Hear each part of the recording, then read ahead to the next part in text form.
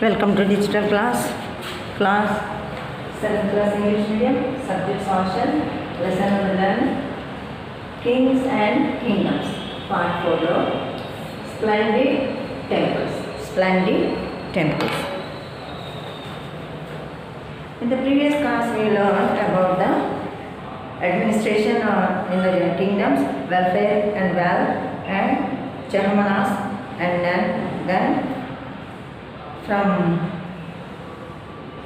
Uriyur and to Tanjavur, the Cholas we learned. Today we have to learn about splendid temples and bronze sculpture. The big temples of Tanjavur and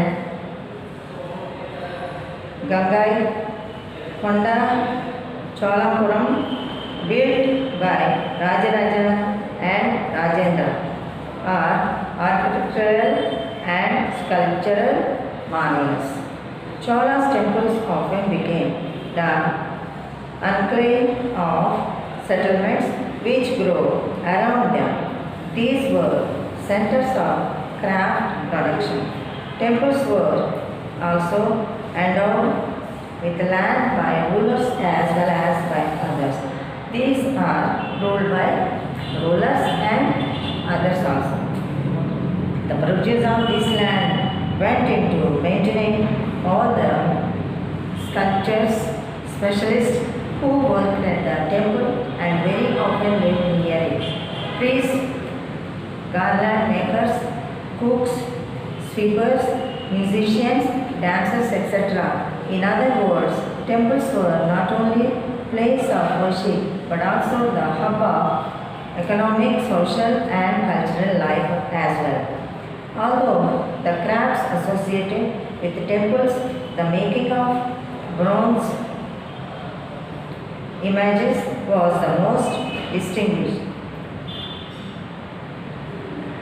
Chola bronze images are considered to be the finest in the world. The Chola ఈ శిల్పాలు చాలా famous world famous అన్నమాట. While most images were of deities, some images of devotees were made as well. Agriculture and irrigation. ఇక్కడ agricultural irrigation ఎలా ఉంటుంది? Many of the achievements of the Cholas were made possible through new developments in agriculture. Look map 2 again. Notice that the river Kaveri branches off into several small streams before emptying into the Bay of Bengal. These streams overflow frequently, depositing fertile soil on their banks. Water from the streams also provides the necessary moisture for agriculture, particularly the cultivation of rice. In this area, rice is cultivated. Although agriculture had developed earlier in other parts of Tamil Nadu, it was only from the 5th or 6th century that this area was opened up for large-scale cultivation. Here, the large-scale cultivation is going on. Forests had to be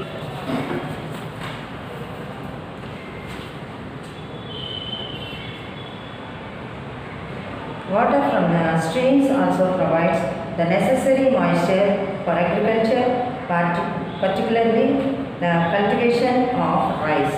Here, rice was cultivated more and more. Although agriculture had developed earlier in the parts of Tamil Nadu, it was only from the 5th or 6th century that this area was opened up for large-scale cultivation. Forests had to be cleared in some regions, land had to be leveled in other areas. In the Delta region, embankments had to be built to prevent flooding and canals had to be constructed to carry water to the fields. In many areas, 2 crops were grown in the year. Per year, 2 crops were grown. In many cases, it was necessary to water crops artificially. A variety of methods were used for irrigation.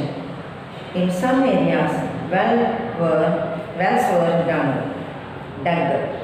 In other places, huge tanks were constructed to collect rainwater. Remember that irrigation works require planning, organizing, labor, and resources.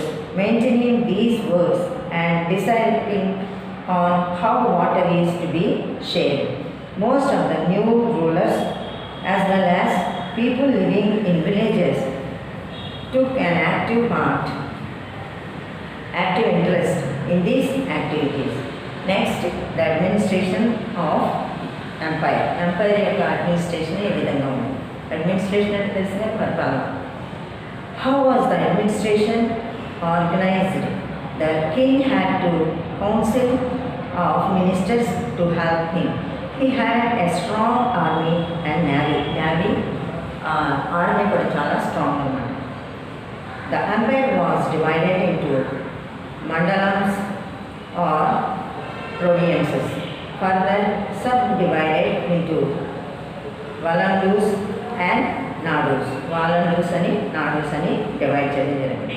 Settlements of peasants known as you are become prosperous with the spread of irrigated agricultural groups of such villages formed large units called Nadu.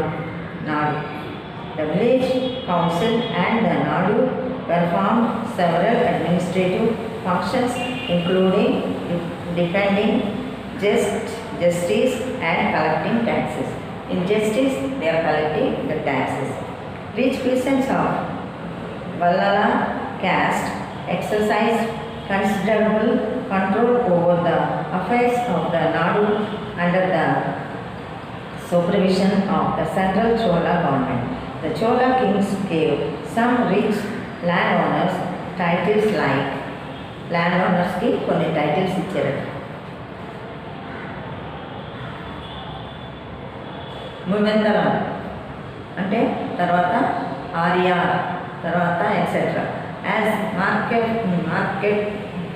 Markers of respect the instructed them with important office of the state at the center. We have seen that Brahmins often received land grants or Brahmodaya. As a result, a large number of Brahmin settlements emerged in the Kaveri Valley as in other parts of South India. Each Brahmadeya was looked after by an assembly or sabha or of prominent Brahmin landholders. These assemblies worked very efficiently.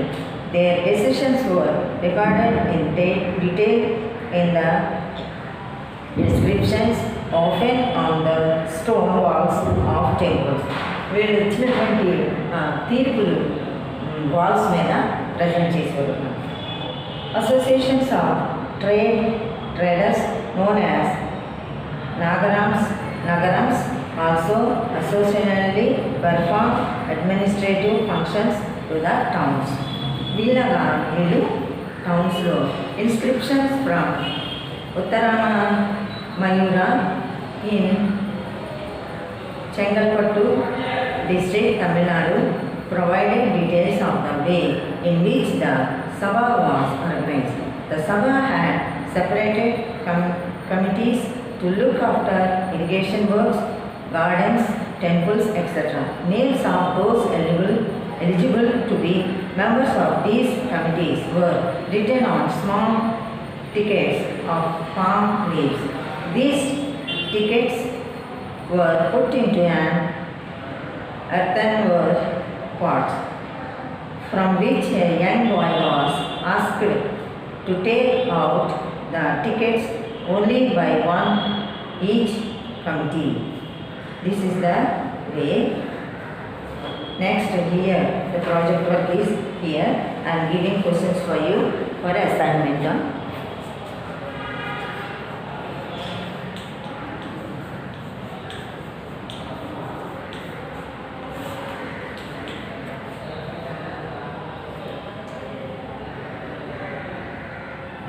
What were the activities of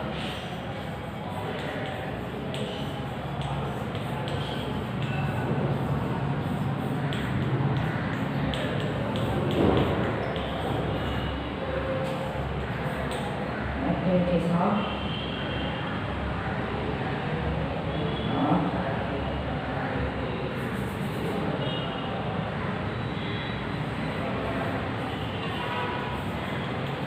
associated with Chola temples.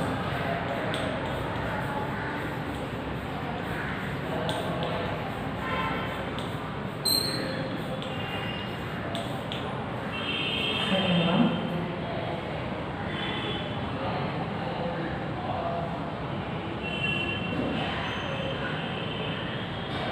how did the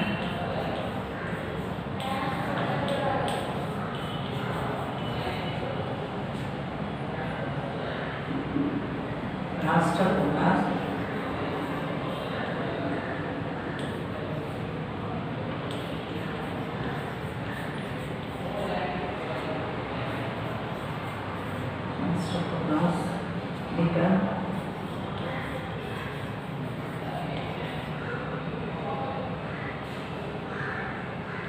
become powerful.